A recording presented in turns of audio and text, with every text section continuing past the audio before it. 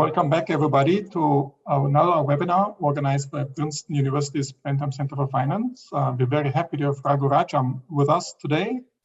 Hi Raghu.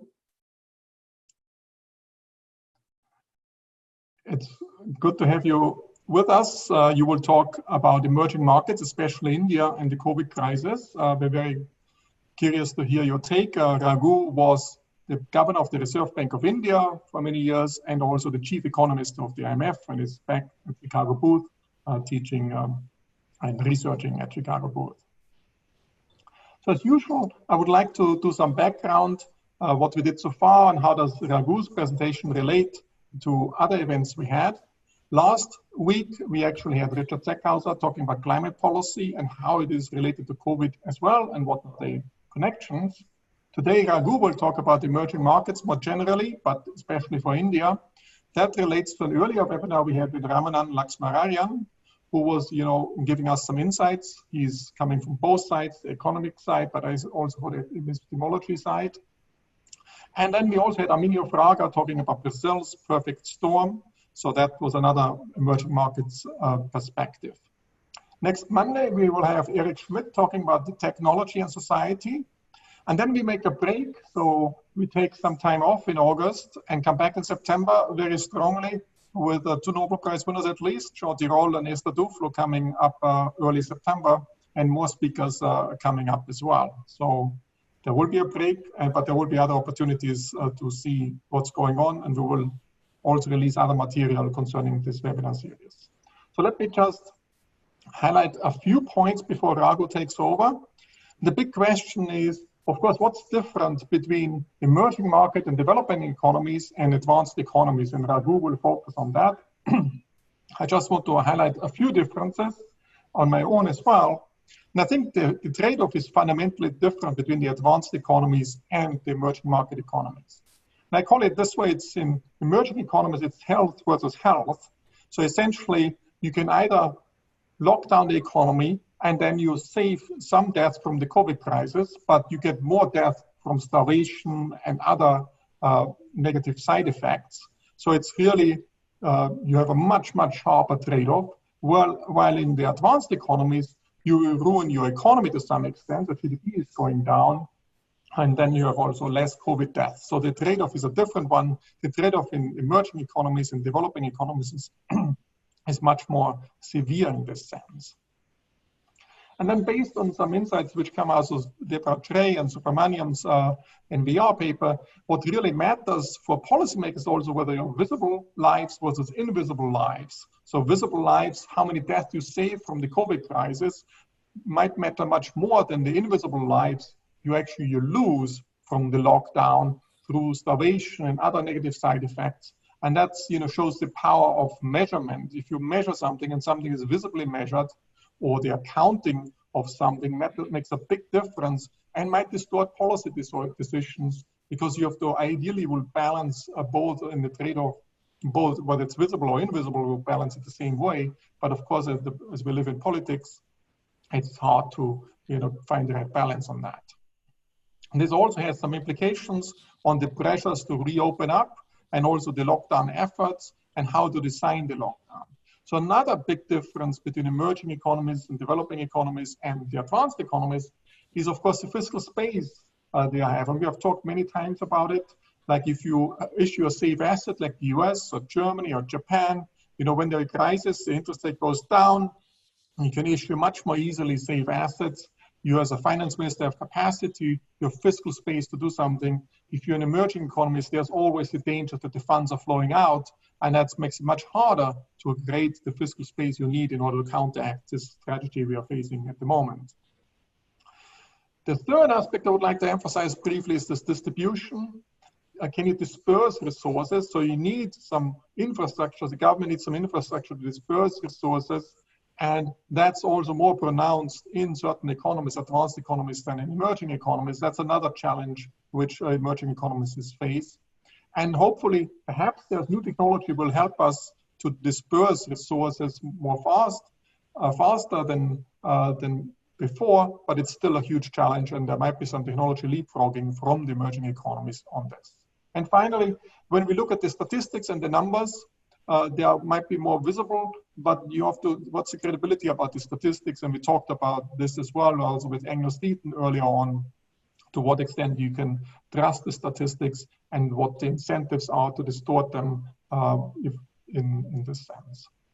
Now, I would like to mention a second aspect. How was the spreading of the COVID crisis in emerging economies? It's in a very particular way, and I think that's very striking in a sense.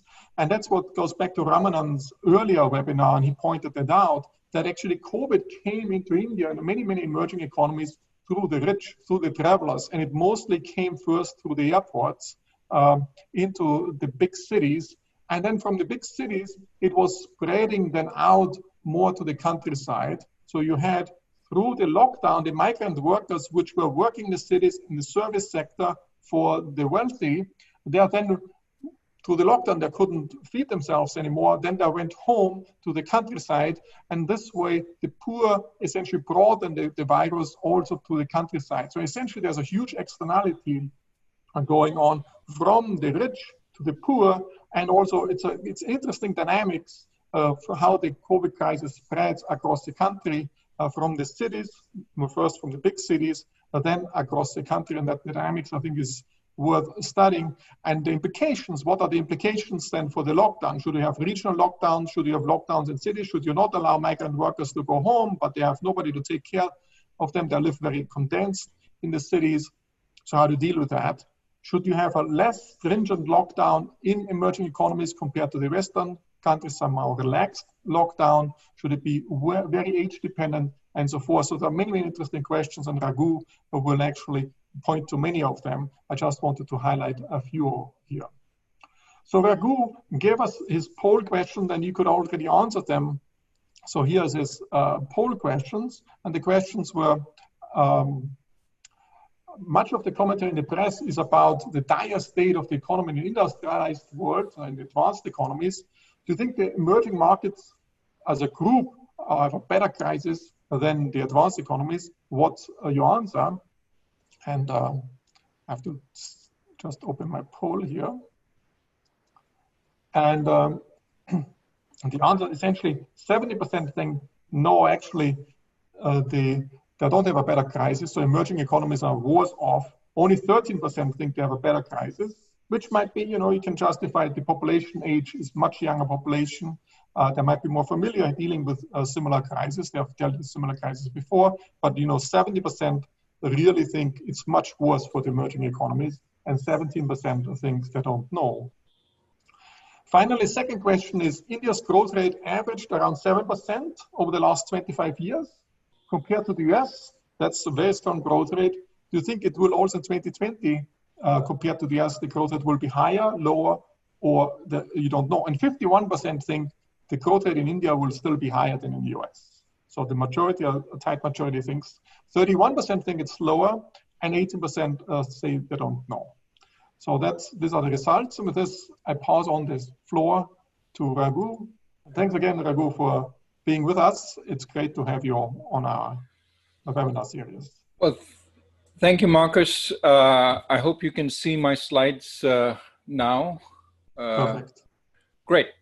So I think Markus' introduction, as well as the polls, I think made clear what I want to talk about today, which is really talk about the emerging markets, but emerging markets sort of encompass a wide variety of countries. So I want to focus on one, especially India, to make points. And some of these points generalize, but some don't. Nevertheless, here goes. The crisis is best, when you think about the economic responses to this crisis, it's clear what's emerging. There are really 4 phases of the response, assuming we don't get a significant second wave. The first and most important is, of course, containing the spread of the virus and ensuring the reproduction rate goes below 1, making sure that what is left in terms of cases are easy to identify, that means a lot of testing, tracking, and then isolation once you find people who have been exposed. So to reach that, however, you have to contain the virus significantly. And in the process, you have to provide relief to households who are impaired, to small and medium enterprises who may not have strong survival possibilities. And clearly, the first phase of the crisis response in industrial countries was to throw enormous amounts of money at this problem. And to a large extent, if the crisis was over today, they would have succeeded. Problem, of course, is the crisis is not over. There are outbreaks even in the countries that have controlled them. Europe, you're seeing some outbreaks so far, thankfully, very limited. But you're also seeing that the virus has not been contained in the United States. It's still expanding, and that's a source of enormous concern. The second phase, and I'll come to emerging markets in a second. The second phase is once you come out, you have to, you're in the process of recovery. You have to make sure that you don't have fresh outbreaks, but you also have to make sure that you help sort of entities during this process of recovery, especially those that have suffered significant damage. And that's the process of repair for the entities that can be repaired, which means capital structure repair sometimes, which means bankruptcy courts or restructuring of debt, infusions of equity, and sometimes a reallocation of resources. This business is not going to have a chance of opening over the next year or so, simply because we don't have a vaccine. People don't want to congregate in close quarters, which is what this business enterprise requires. Think carnival ships, think cruise lines, think crowded bars. And therefore, in some cases, resources have to be reallocated, but certainly restructuring is warranted. And then the last part is reform. Many problems highlighted by this crisis, some problems that we went into the crisis with, some that have been exacerbated by the crisis. Almost every fault line that existed before, inequality, for example, has been highlighted and exacerbated by the crisis. So we need reform post-crisis. But that's once we get most of the work done, except, I will argue, in the case of emerging markets. So what about emerging markets? Well, many tried the same playbook as industrial countries, a total lockdown, but the outcomes differ. Certainly East Asia has been very successful. Vietnam today says it has no deaths. I don't know how reliable that statistic is, but certainly China has contained the virus, as have South Korea, Taiwan, and so on. But outside East Asia, the emerging market story can be quite different. And let me tell you through some pictures, a tale of two countries, Italy and India. My good friend Luigi Zingales and I have worked on many papers together, and we often exchange stories and talk about the similarity, except for per capita income, between the two countries and attitudes. So here is Italy. Italy had a bad crisis.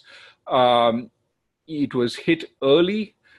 Infection rates spread, and you saw containment measures raised quite strongly in late February and lasting till about end April. So these are from the stringency index compiled by Oxford, and you can see that they went up to 90% plus for quite some time, and then started bringing things down. Now, when you see the confirmed cases, you find there was a peak sometime in March, and then it started coming down. These are daily cases, and superimpose the two, you see that this is seems like a classic textbook case of the measures working. Yes, you increase the stringency, and then you held it until the cases started coming down, and then you relaxed the stringency somewhat. And even now, there is still some measures in place because you're worried about the recurrence of the virus. So that was Italy for you. Let me turn to, and Markus, feel free to interrupt anytime you want to ask questions. Let me turn to India. India, nothing till around the third week of March, when there was a total national lockdown with essentially 4 hours notice for people to get their act together. And this was one of the most stringent lockdowns in the world. Look at the stringency index that goes up to 100. No activity. In fact, India's PMI index touched levels which haven't been seen in any country before. It just collapsed. So a total absolute lockdown, but after 4 or 5 weeks, it starts getting relaxed and it comes down. And today we do have a lot of lockdowns in the country, but they're much less intense than they were.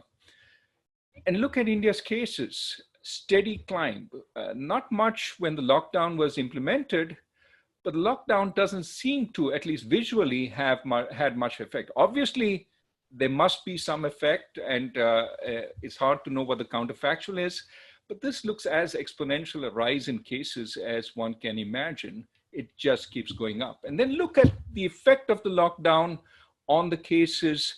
What you see is lockdown happens, lockdown relaxed.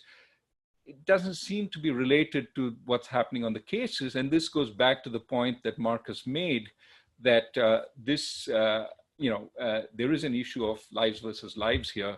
And the lockdown was proving relatively stringent without a commensurate effect on cases, at least seemingly. So, what are the differences between Italy and India? The restrictions were significantly more strict in India. They were shorter in duration. Now, you may say, what does a restriction mean in India? Maybe it didn't have much effect. But if you look at the sort of Google mobility numbers, it had a huge effect. And I'll show that to you in a second. But the restrictions did work in India. They were much shorter in duration, and they were relaxed even as the infections were growing rapidly, contrary to the textbook Italy restrictions. So why was containment less effective in India, right? And one argument is attitudes. And, with India, as with Italy, the argument is always, oh, India, it's in Hindi, it's called the chalta hai attitude. Everything goes. Nobody's really worried about discipline. Everybody always manages. In the Indian management literature, there's a word for it called jugaad. You sort of fiddle things around to get things done. And the private sector is always fiddling things around to get around what the government does. So one is maybe attitudes in India towards social distancing were different. And this is a picture which makes the rounds. This is social distancing in India before the lockdown. What you can see is very nicely, we have drawn circles at the appropriate distance that people should stand in queue as they're lining up to go into a shop. But of course, what people have done is registered their place by putting their chappals or their sandals in those circles while they're all congregating together. So this is social distancing a la India. Many such pictures sent around. So was this the real problem? And I would argue potentially before the crisis, before the serious lockdown, people didn't take social distancing that carefully. Unlike, for example, we see Goolsbee and Syverson show that in the US, people were distancing themselves, and the lockdown seemed to have a relatively modest effect because the private households were already doing much of it. In India, it wasn't happening. And the question is why? I don't know, but one possibility is that, when you look at the early proclamations by the authorities, it seemed to suggest they had everything under control. I remember asking about testing in India, and I got back emails saying, oh yeah, lots of testing going on. We have very low infection rates. We have travel bans on foreigners. We are fully prepared for all eventualities. And, the public believed this, and given the low number of cases, there was very little incentive to socially distance. And in this kind of environment, if the authorities believed that the true rate of infection was somewhat higher and was being mismeasured because we weren't testing enough, you needed a severe lockdown to convey seriousness of what the situation was.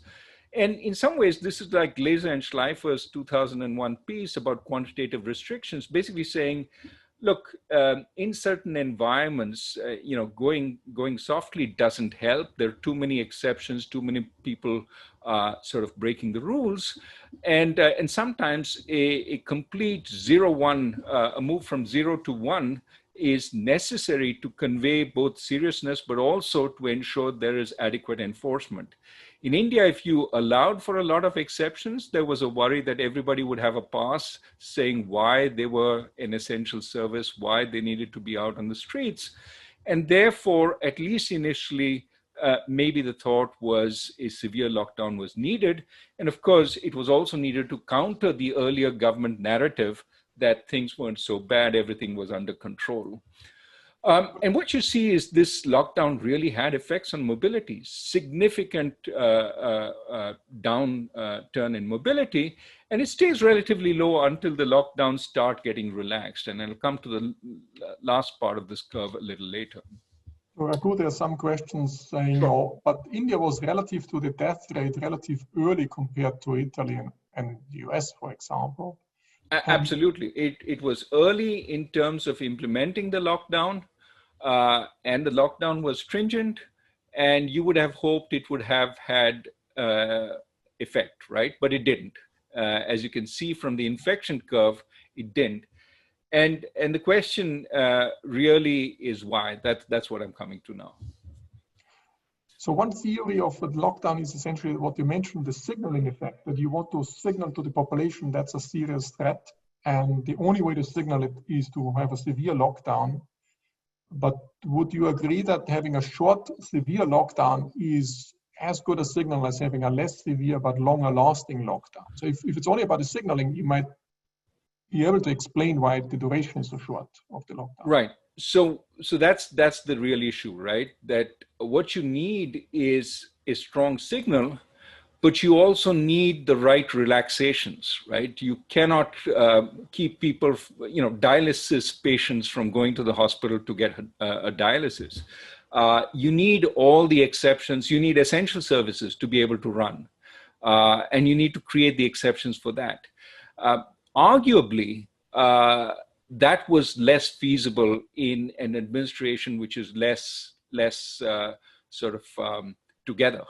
And as a result, the lockdowns proved extremely severe. But I would argue on top of that are some things I'm going to talk about, which makes it harder to have effective lockdowns in, not just effective, but long duration lockdowns in emerging markets.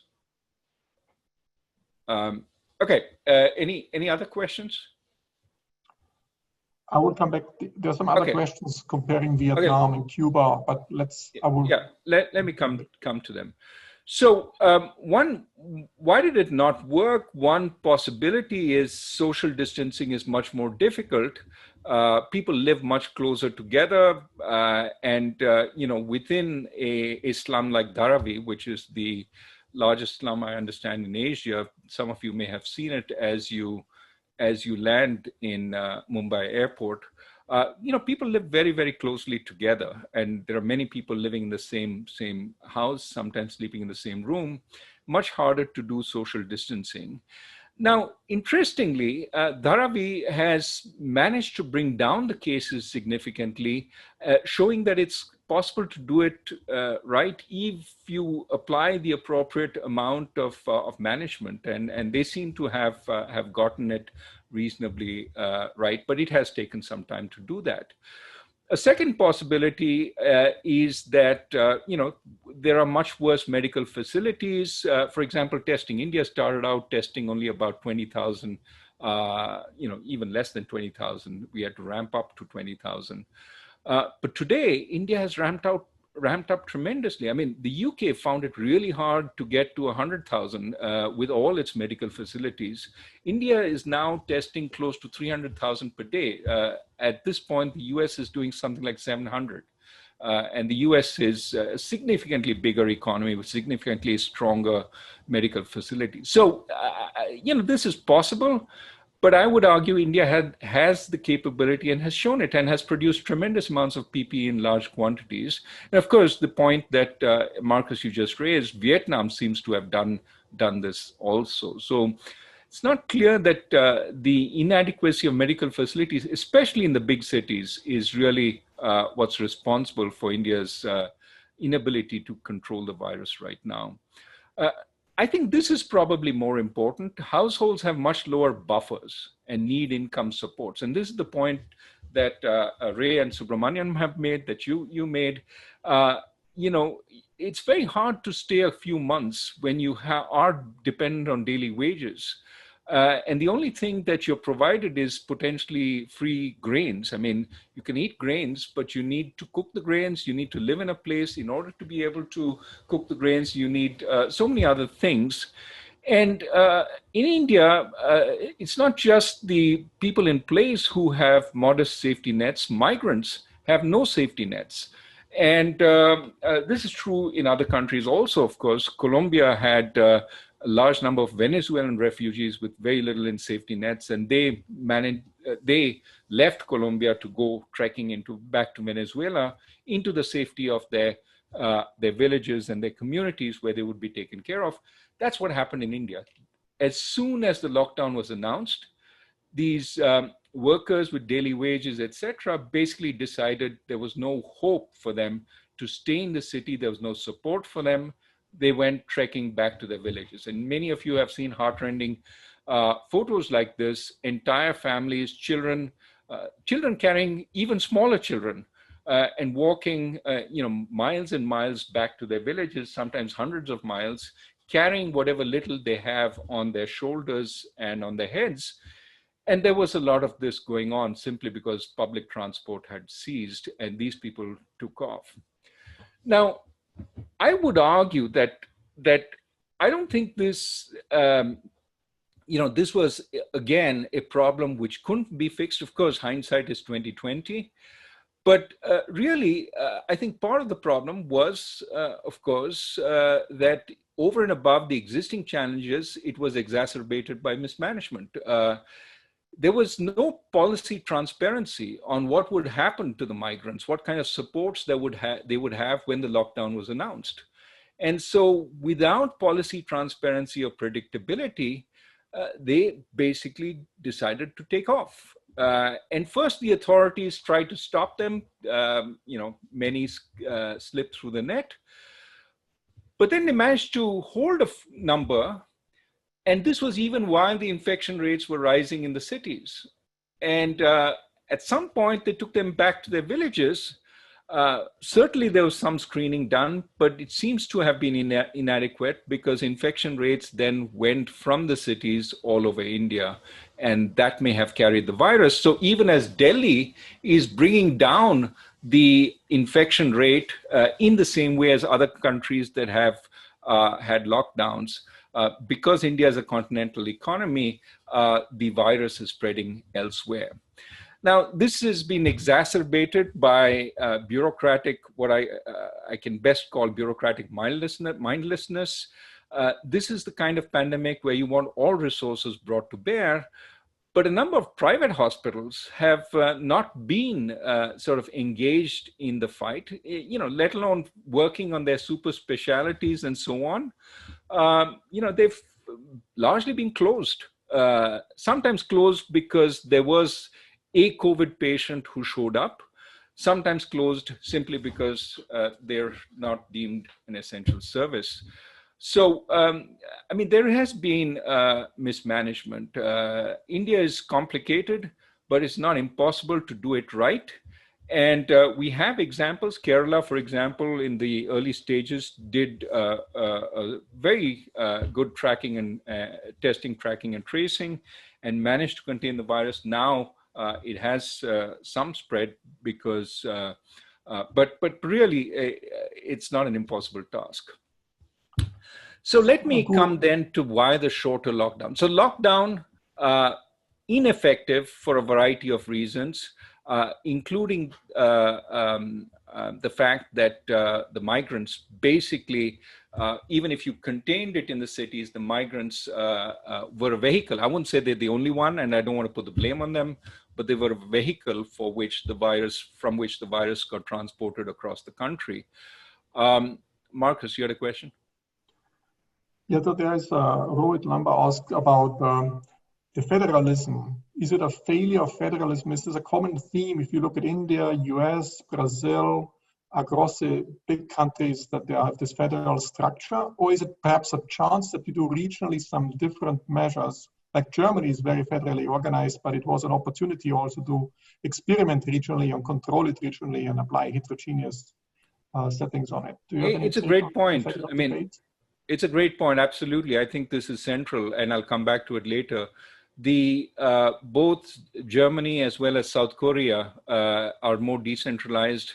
And yeah, it doesn't mean the center can be missing in action, but it means the center sort of coordinates and learns from best practices everywhere rather than imposing its will on everyone.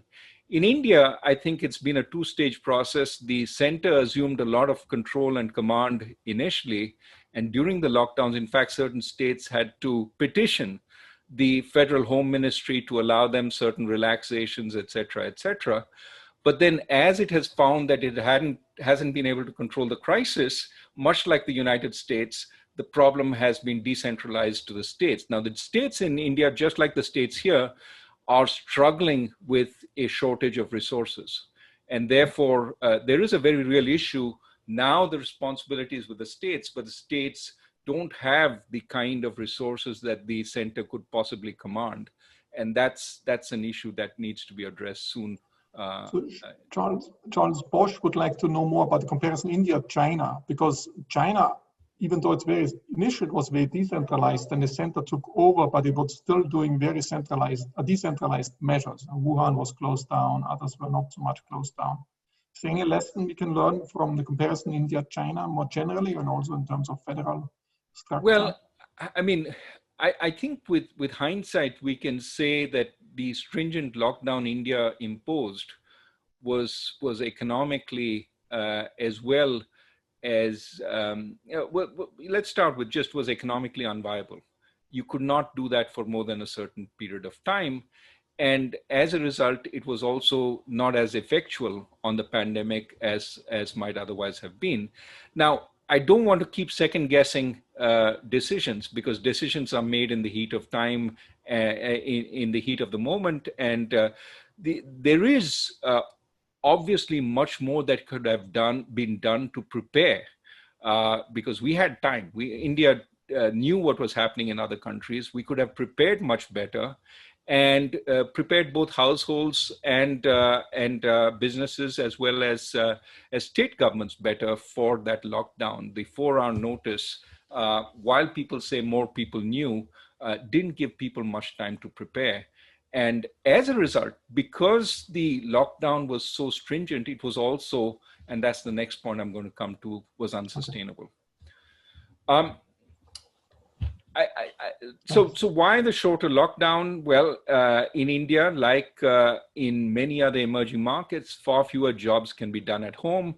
My colleague Brent Neiman and Jonathan Dingle have a paper which has this kind of graph. If you look at the x-axis, is GDP per capita, and you look at the y-axis, what it is the fraction of jobs that can be done at home.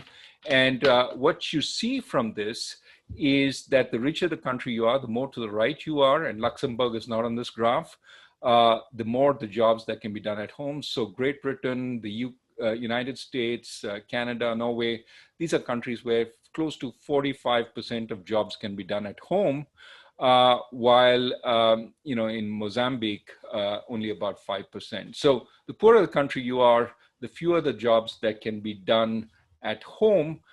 Again, this suggests that when you have sort of a lockdown, it's easier to bear it if a significant number of people can work at home, much harder if many people have to work outside the house. So I think that is one factor why the lockdown couldn't be maintained as long as Italy.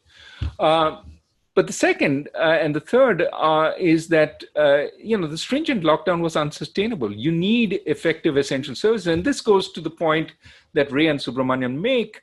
If you don't have people able to go for dialysis, you have deaths due to dialysis, to kidney problems. You have deaths due to,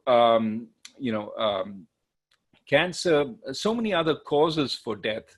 But also, when people don't have livelihoods, surveys suggest that people were starting to skip meals because they could not go to, they did not have incomes. So in these countries with very thin buffers for the households, what happens when you have a significant interruption of work is essentially people slip health-wise, they slip in their ability to live. And that's the big concern. That starts becoming stronger over time. Now, the ideal would have been for the government to send resources to the households to enable them to last out a longer lockdown, but that was not done in an effective way. There were some transfers, but inadequate by most measures. And the net result was the lockdown had to be relieved, and it had to be relieved with no discernible break in the growth of infection. I do want to say that, we have to be careful. Some parts of India have brought down the infection rate, but in the meantime, it has spread to others. And so when you look at the overall path of infections, it is growing. So I think this is a story which could be told in somewhat different form, but broadly similar in places like Latin America, Brazil, for example, Mexico.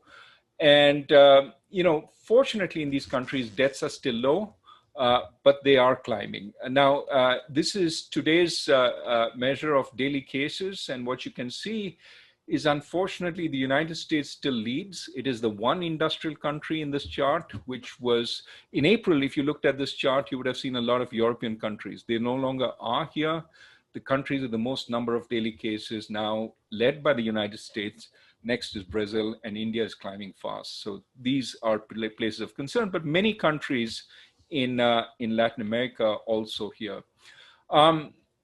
What Goldberg and Reed from the World Bank show is, at least in the early phases of the crisis till about June, the death rates in the low-income countries were relatively low. This is a point that India often touts. Our death rates are low, but it's true of many poor countries that the death rates have been low.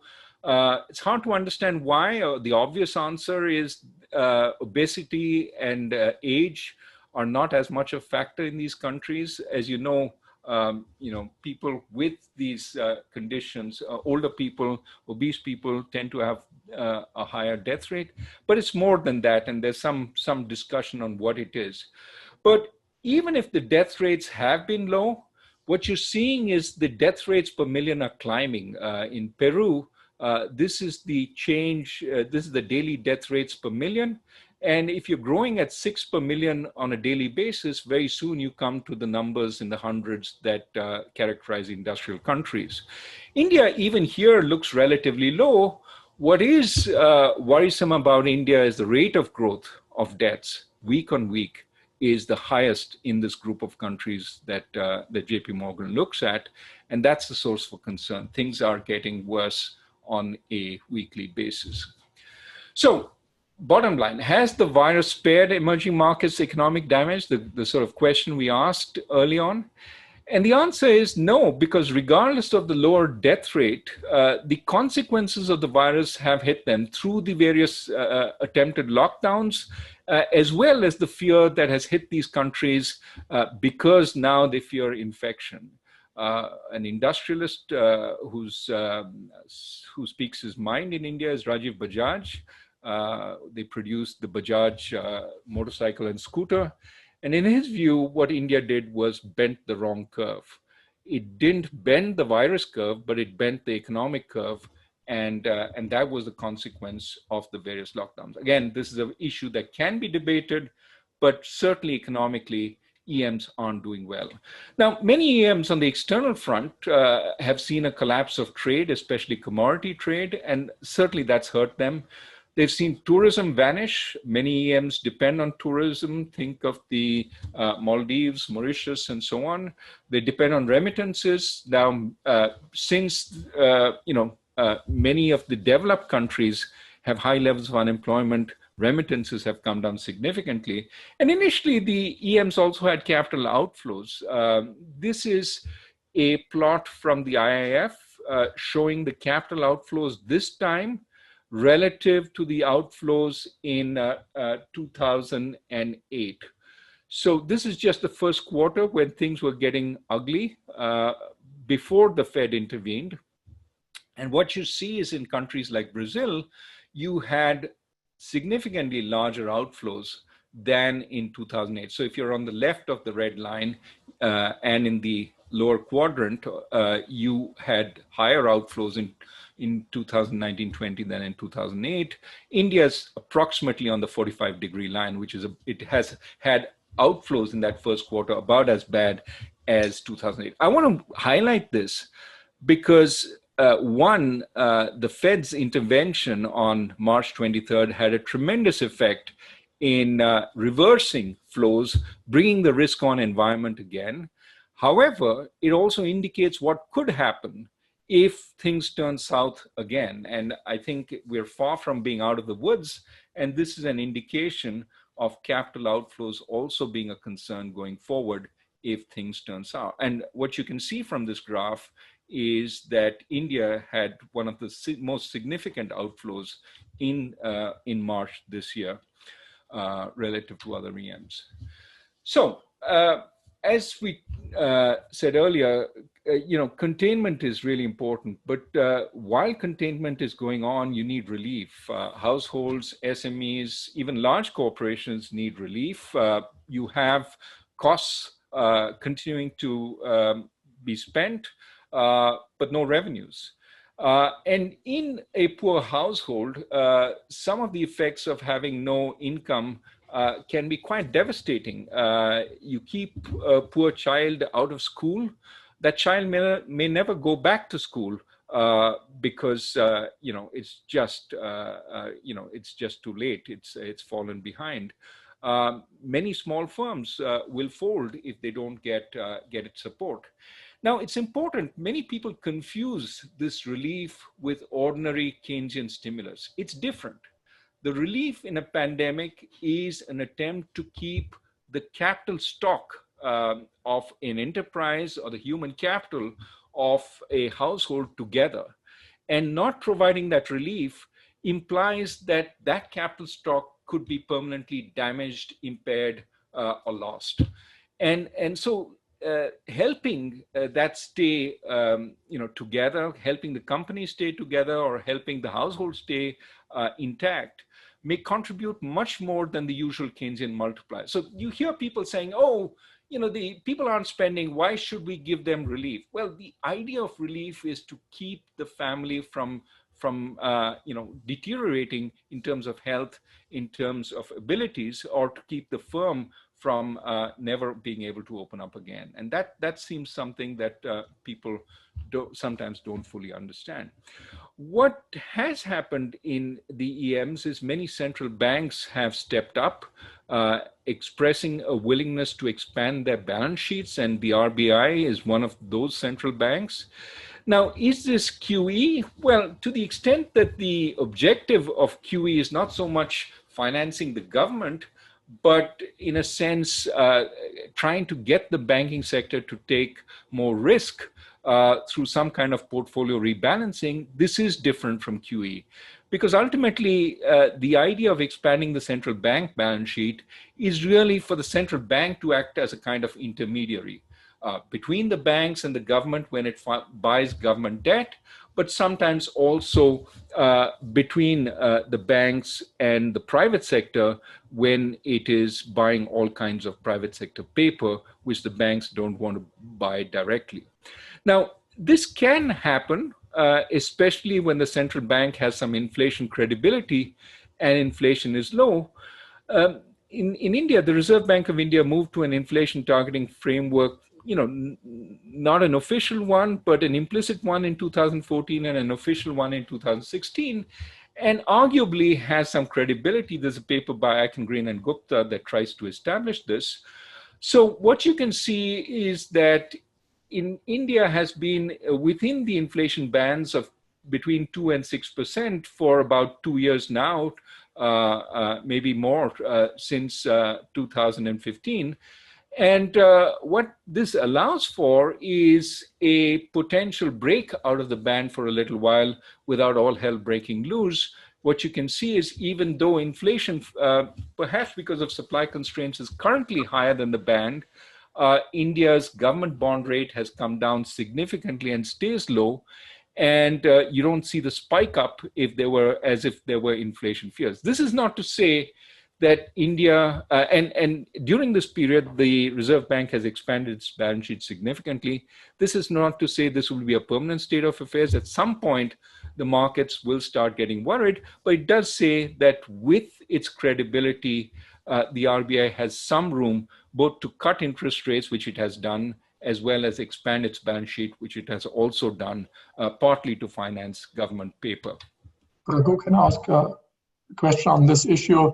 Do you see a lot of increase in precautionary savings in India as well? Like in the US, you see a lot of liquid asset holdings and people are not spending anymore. Or is it mostly the case that most of the population in India is hand to mouth? In essentially, they'll still spend everything they have and there's very limited savings. Well, it's interesting because this is a point that the government sometimes makes. When you look at the what I call the Jan Dhan accounts, these were the accounts which were created for everyone, especially the poor households, in order to include them. Balances there have gone up and stayed up. And so the government sort of points to this as, well, people don't really need more money. They have plenty because the amounts in these balances have gone up. Yeah, perhaps, but there are other explanations also, including the precautionary saving points you made. When there's so much uncertainty about where your next meals are going to come from, you're going to cut back on spending and perhaps contribute to precautionary savings. And that may be part of what's going on. Of course, the limited ability to go out and buy could also partly explain a rise in these accounts. But this, I would guess that savings rates have picked up. But you can certainly see this in the Jan Dhan accounts.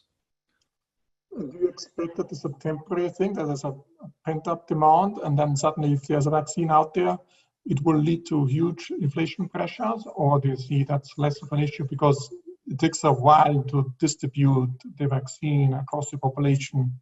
I think it's a slow process, right? So yes, it will take time to distribute the vaccine, but there's also a huge amount of damage which has been done till we. So the myth that we will end the lockdowns and everybody will walk off, the patients will walk out fine and healthy. Not the patients, that's a bad word. The economy will walk off the sick bed fine and healthy. The longer this lasts, the less likely that is to be. The deaths have piled up. The impairment of abilities has increased.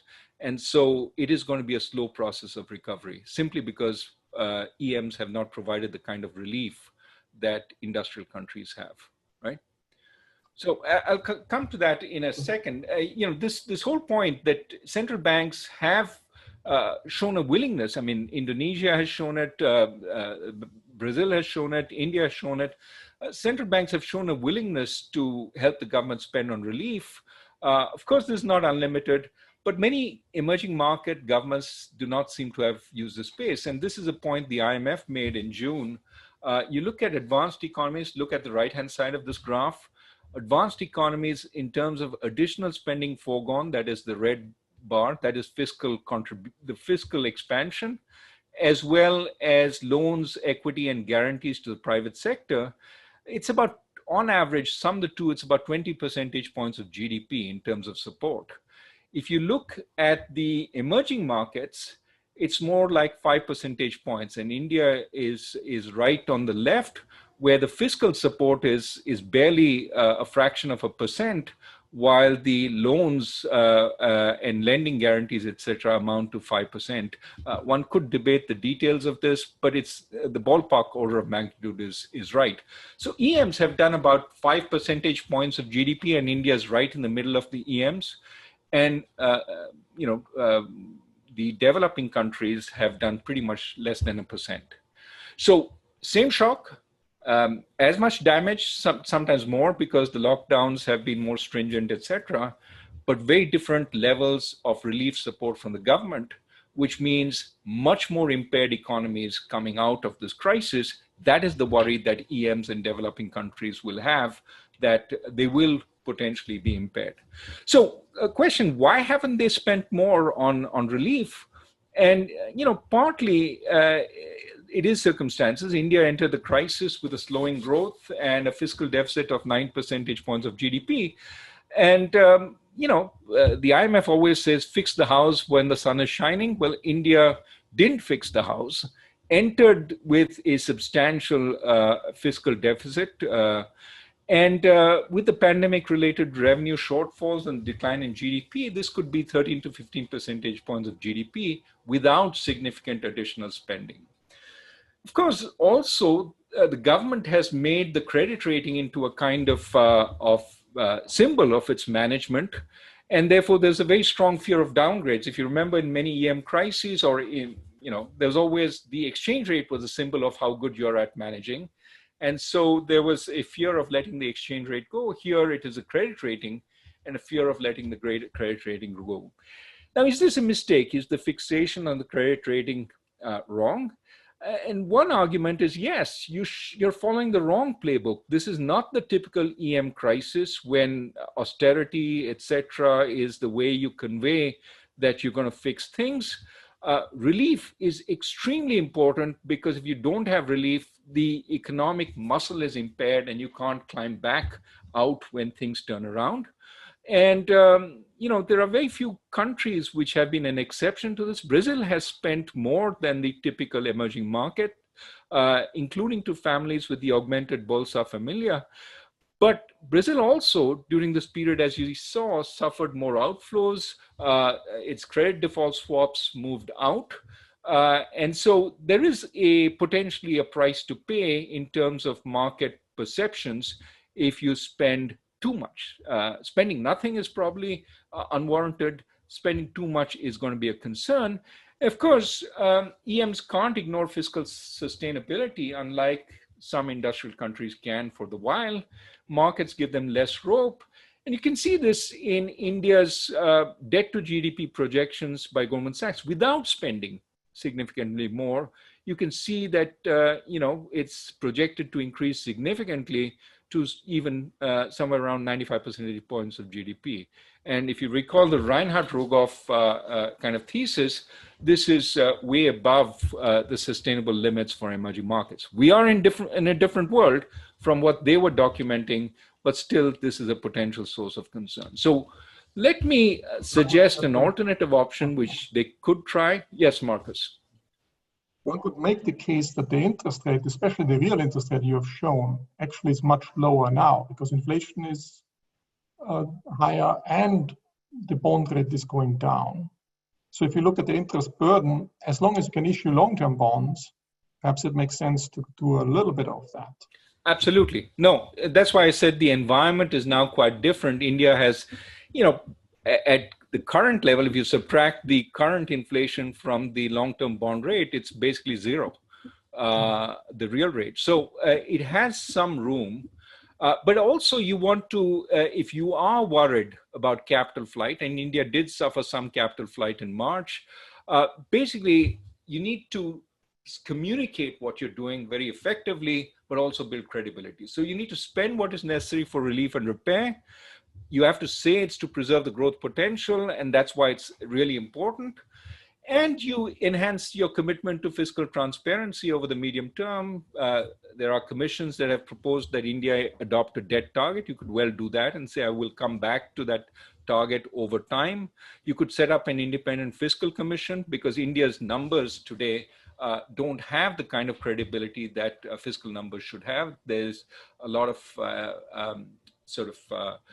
window dressing, which has been happening for some time. So we need to clean up those numbers, and independent fiscal commission would have.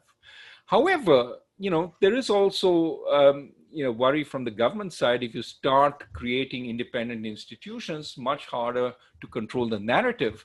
And unfortunately, in India, the narrative is something that has also become quite important, the narrative that the government wants to convey, as we've seen with the virus efforts. So as a result, what we have is modest relief, significant damage to poorer households and SMEs, and the growth and potential growth for India is lower, as it is true for a number of emerging markets, especially in Latin America. And the irony of the situation is if your growth potential is so significantly impaired, downgrades will happen anyway. So, you can say, well, I'm going to show fiscal rectitude and show that but your budget deficit is 14, 15 percentage points of GDP. And if your growth falters, it's going to be much harder. In fact, Jahangir Aziz from JP Morgan talks about the difference between two rating agencies who rated India. One downgraded India slightly, one kept its ratings. The big difference is what they perceive growth to be over the medium term.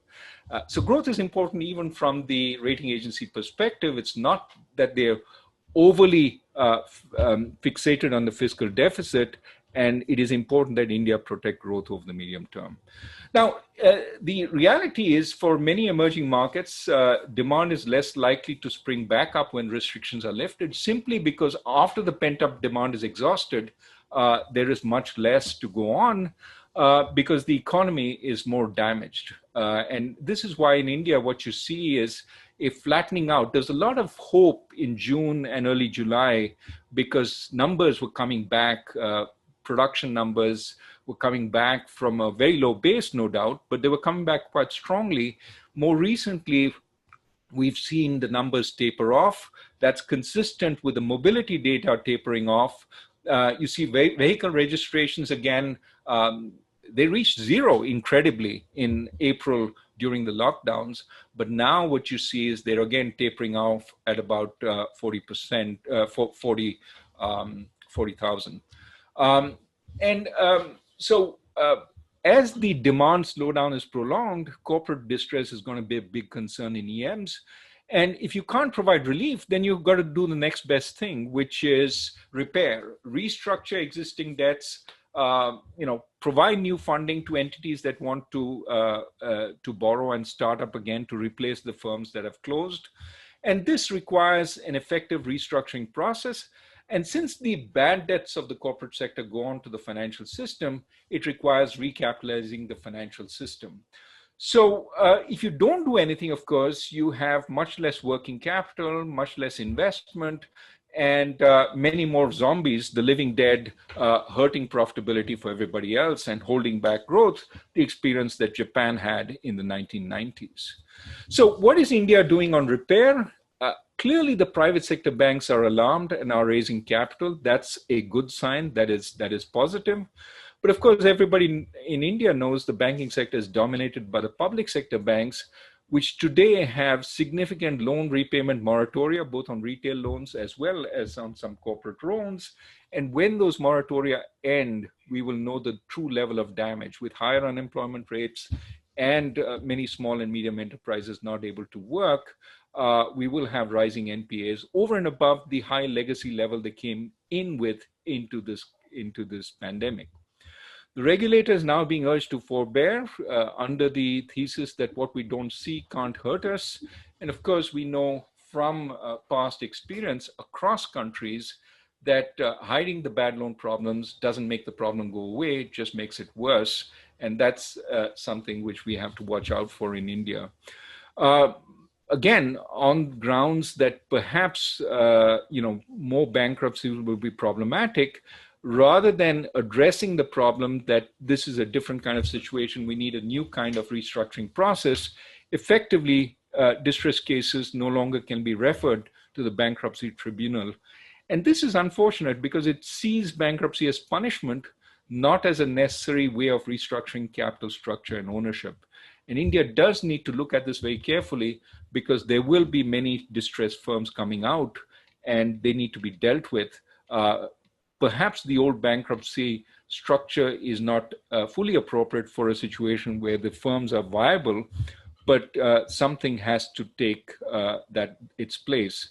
Doing nothing is not going to be an option. Because if no action is taken, the growth will be hurt and essentially domestic demand-led recovery will be very difficult. I've said this before. Markus. Just for the restructuring and bankruptcy, I wanted to ask you, so India just has, a few years ago, has changed its bankruptcy rulings make it much more modern compared to before.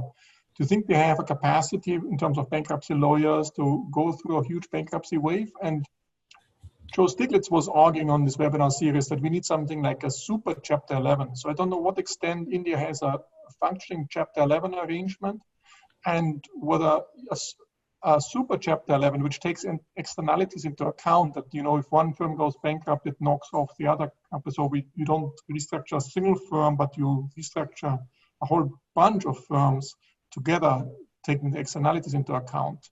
Is there anything along which would be very useful for India? I don't know whether the Chapter 11 mechanism, which the US just extended to smaller companies as well, is operating in India as well. You need a more effective Chapter 11 structure, right? Right now, the NCLT, which is the bankruptcy forum, tends to, essentially auction firms off to the highest bidder, which removes management, even if the firm is a reasonably viable firm. There were reasons for why it went towards that structure, but in this structure, we probably need more renegotiation of the debts down without removing management. And to the extent that there's a bias in the old system towards removing management, that is something that could be explored more carefully in the current structure. But restructuring debt is extremely important, and banks aren't willing to do it out of court, especially big debts, because especially the public sector banks, because lots of accusations of side deals and so on if they do it. And so they want some court blessing to do that in a way that removes their own personal liability. So these are complicated situations, but rather than hide from it by closing down the court for new cases, I think we need to figure out what could work better and put those in place, rather than hoping the problem will go away. It won't go away. It just gets worse.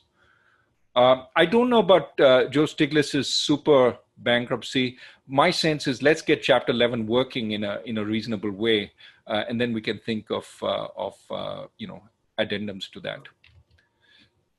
So what next for EMs? They will need external demand to grow, because domestic demand is going to be difficult. If you extrapolate from the Indian situation, the perceived fiscal space is limited, as well as credit growth is going to be, again, very tepid. Lots of repair needs to be done. The corporate sector is going to emerge significantly impaired. You need external demand for growth. Now, this is where stimulus would help. But stimulus, because of the perceived fiscal constraints, not going to be that available. So if you are looking for external demand, global trade recovery is critical. Cross-border investment will be very helpful.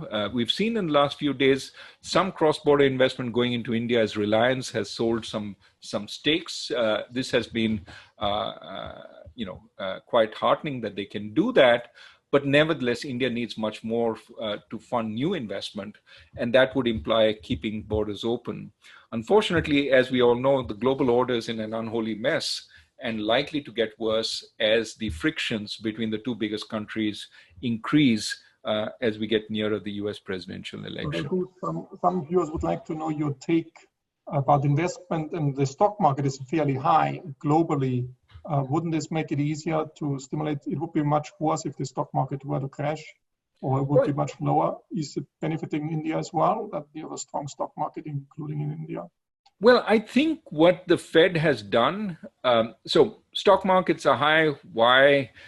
We could go into an entire debate on that, right? Whether these are just large companies benefiting from the movement of profits to large companies, whether it's the low interest rates, so that the present discounted value of the losses over the next couple of years is small relative to the infinity of profits into the future, whether this is some irrational exuberance by people sitting at home and playing the market. There are lots of stories, but I would argue that much of the recovery stems from the central bank actions in supporting both liquidity as well as credit. And I think in the short run, that's good because it gives corporations, countries time to get their act together. I don't think it's a good idea in the longer run because it tends to create supports and distortions when there shouldn't be such supports and distortions. And so it is quite possible if the economic news continues to worsen in the United States but elsewhere, that there comes a second wave of financial market risk aversion, which we should be prepared for. And to the extent that companies and countries haven't used this time to prepare themselves, companies by borrowing cheaply for long term so that they have buffers, or raising equity even better, or countries by getting their policies reasonably straightened out, I think the second wave, if it happens, could be much worse. So let me end by talking a little bit about why India is not doing better, because India was, as you know, in the past, a growth story, often looked at in comparison with China. Yes, China is doing a little better, but India is not so bad. And India is the hope as China slows down. So why is it not doing better? Well, the last few years have not been great for India. Even entering the crisis, it had 3 or 4 years of declining growth. There were policy mistakes that were made, including the demonetization that happened in 2016. India comes into the crisis with a poor fiscal situation and hasn't dealt with the legacy NPAs that the Modi government inherited when it came in 2014, but hasn't brought them down. And in fact, they've increased. And of course, now with the crisis, with the pandemic, they will increase significantly. Yet, despite slowing economic growth and relatively poor economic performance relative to other emerging markets, Modi's government was returned with a resounding election win. And it may be that the message was that was absorbed from that was economics doesn't matter. So the initial focus of Modi's second term was on the BJP's majoritarian objectives rather than repairing an impaired economy. And unfortunately, that loss of time has implied we enter this pandemic with a really bad economic situation, which the pandemic obviously contributes to. Now, the decision-making in this pandemic has also, we discussed this earlier, been excessively centralized, at least initially. A lot of decision-making centered in the Prime Minister's office. And what that means is that not all constituencies are prepared. And so you take this dramatic action, very strong narrative that you are a bold leadership, but there's inadequate preparation. It seemed, and I'm sure this is not true, but it seemed as if the possibility that there was significant amounts of migrants who were unsupported came as a dramatic surprise to the government. So in a sense, the lockdown did not seem to account for Indian conditions, which is surprising for a government which touts itself as being, thoroughly rooted in the masses.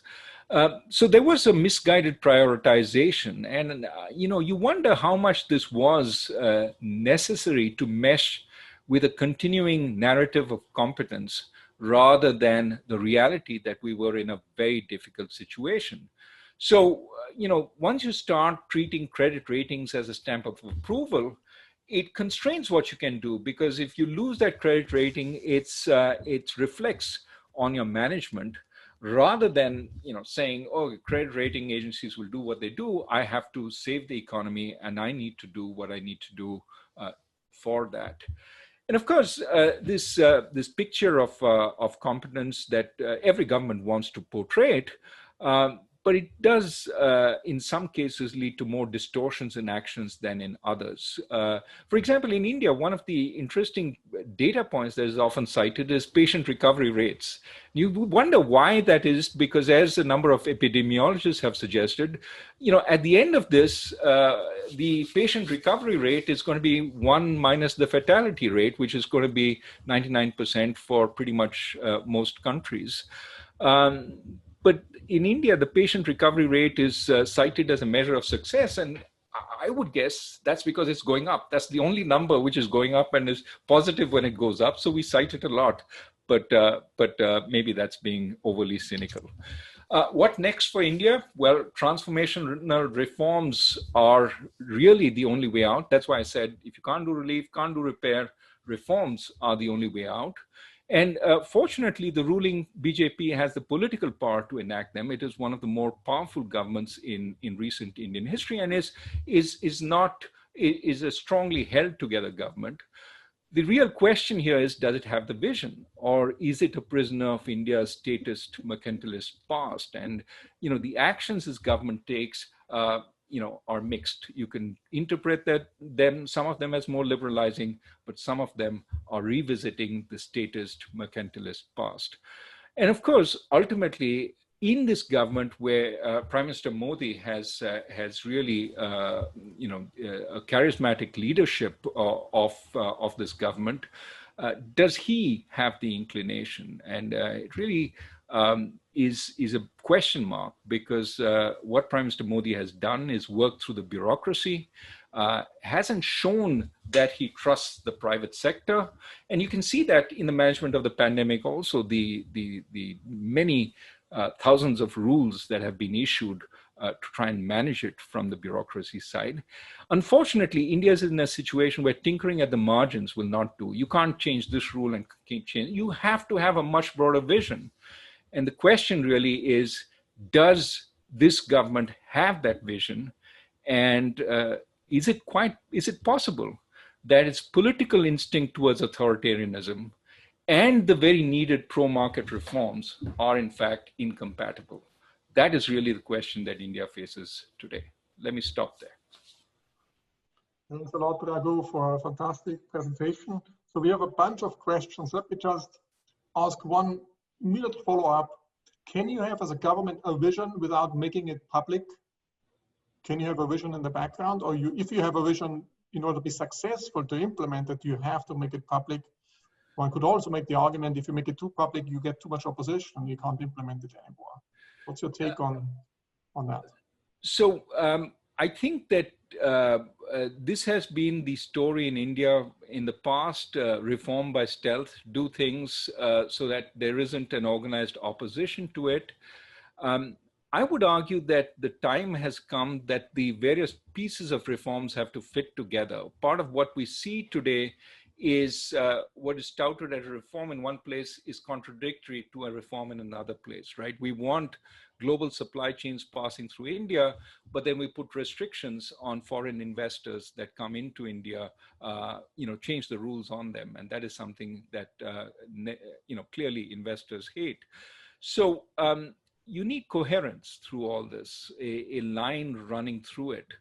And, Mr. Modi is the great communicator.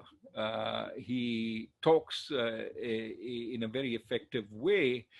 And the question is, why can't he produce that larger vision and communication? And my sense is, if he had the inclination, it could happen. And the BJP today has enough political power that, yes, you have to worry a little bit about the factions within the BJP, but I think the vision could be expressed and could be enacted, but it does need a broader selling than what we've seen so far. So another bunch of questions are about modern technology, and India is, very advanced in information technology, and can be one of the leaders in this space if they take the right steps. Do you see, in terms of COVID and tracing apps, new innovations coming out? Do you also see, in terms of online learning, many smart people, the young boys and girls in the countryside suddenly having opportunities to participate in top university education? Do you see a big breakthrough in terms of changing India in this dimension as well with new technology, or do you think the crisis will throw India? I think India's, or will it make it harder to catch up with other nations? Right. I mean, I certainly am a believer in India's potential. I think that if we remove some of the bad policy making and the impediments that are self-inflicted, India has the potential to grow to 7, 8, 9 percentage points of growth, to bring many, many millions out of poverty and into good livelihoods. That possibility to, is clearly exists, and India has the capabilities. You just have to work with some of these young people, as with young people everywhere, and you can see the enthusiasm, you can see the strength in them, and that needs to be activated. And certainly, as you say, mass education to find that, to let the talent there flourish is very important. India has done that poorly. It has more skills, more tools and techniques to do that, and that is absolutely needed. So I think it is possible. In fact, working with starting a new university in India, which hopefully will be at the frontiers, but we need to do much more of this. So I think the limits with the right environment, with the right leadership, are really tremendous. Of course, that's where all the sort of limits are, right? The right environment and the right leadership. And if you look at the bigger geopolitical aspects, do you see India aligning itself much more with the US, and it might help to have also some economic closer cooperation given the tensions with China in the recent border issues? How do you see that connection and essentially opening up also some technology transfer between India and China and easing it up? Right. I mean, so this is, what has happened on the border between India and China is really unfortunate. It is a terrible time for it to happen. And, India's, as we've talked about, struggling with a virus. It did not need a border conflict on top of that. And I think certainly the mood in India has turned quite a bit, towards exploring other alliances. I don't think India wants to be the spearhead of any alliance, against another country, but it does recognize that it is a democracy and there are some compatibilities with other democracies around the world, and it needs to build on those trends going forward. That said, I think it would also be a mistake, for the world to isolate China.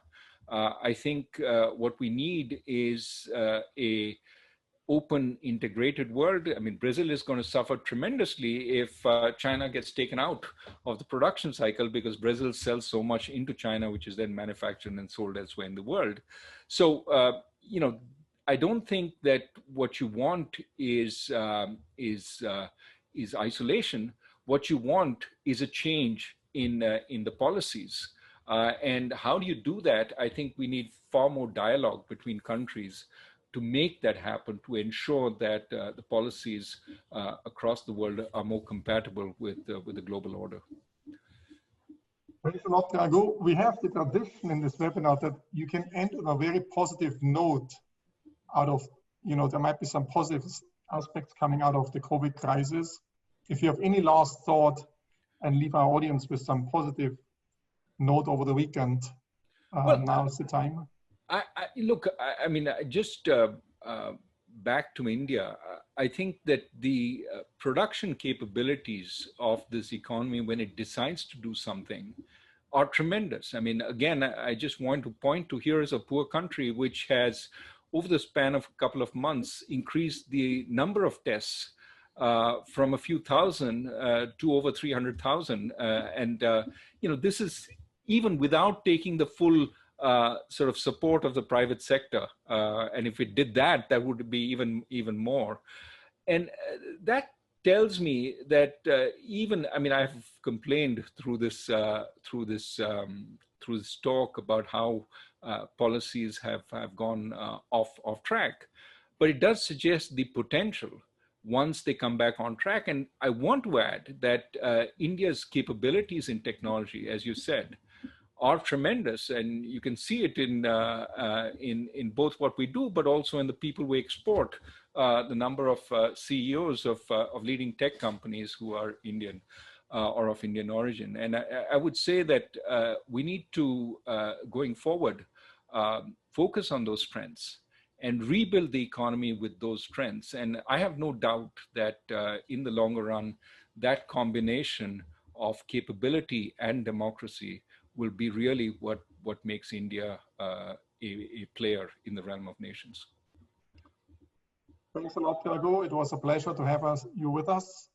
And thanks to all our listeners, and I hope you will be back on Monday with Eric Schmidt, the former CEO of Google. And hope to see you soon. Thanks again, Raghu. Thank you. Bye-bye.